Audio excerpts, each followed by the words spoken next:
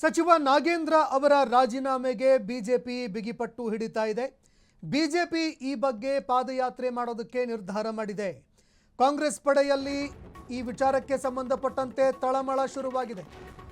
ಪಾದಯಾತ್ರೆ ಬೆನ್ನಲ್ಲೇ ಕಾಂಗ್ರೆಸ್ ಅಲರ್ಟ್ ಆಯ್ತಾ ಹೇಗೆ ಅನ್ನೋ ಪ್ರಶ್ನೆ ಕೂಡ ಎದುರಾಗ್ತಾ ಇದೆ. ನಾಗೇಂದ್ರ ರಾಜೀನಾಮೆಗೆ ಸೂಚನೆ ಕೊಟ್ಟಿದ್ಯಾ ಕಾಂಗ್ರೆಸ್ನ ಹೈಕಮಾಂಡ್?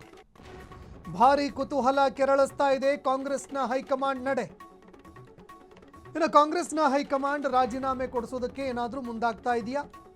ರಾಜೀನಾಮೆ ಕೊಡಬೇಕು ಅಂತ ನಾಗೇಂದ್ರ ಅವರಿಗೆ ಏನಾದರೂ ಸೂಚನೆ ಕೊಟ್ಟಿದೆಯಾ ಅನ್ನೋ ಪ್ರಶ್ನೆಗಳು ಕೂಡ ಕಾಡ್ತಾ ಇರುವಂಥದ್ದು. ಹಾಗಾಗಿ ಕಾಂಗ್ರೆಸ್ನ ಹೈಕಮಾಂಡ್ ನಡೆ ತುಂಬ ಕುತೂಹಲ ಮೂಡಿಸ್ತಾ ಇದೆ. ಒಂದೆಡೆ ಬಿಜೆಪಿ ಈ ವಿಚಾರಕ್ಕೆ ಸಂಬಂಧಪಟ್ಟಂತೆ ನಿರಂತರವಾಗಿ ಪ್ರತಿಭಟನೆಗಳನ್ನು ಮಾಡಿತು.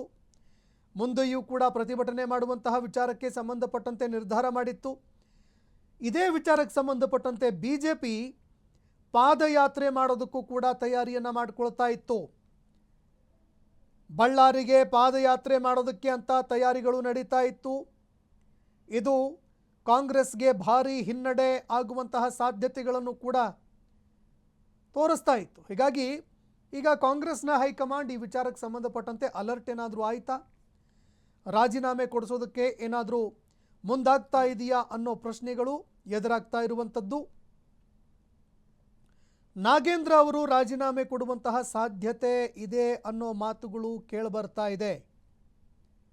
ರಾಜೀನಾಮೆ ಕೊಡಿಸುತ್ತಾ ಹೈಕಮಾಂಡ್ ಅಥವಾ ಇಲ್ವಾ ಅದನ್ನು ಕೂಡ ಕಾದು ನೋಡಬೇಕಾಗತ್ತೆ.